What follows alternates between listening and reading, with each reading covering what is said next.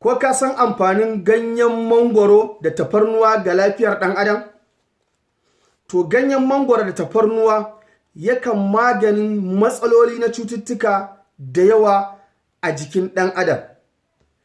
Musamman yakan magance matsala ta ciwon shuga. In dai an tafasa shi da tafarnuwa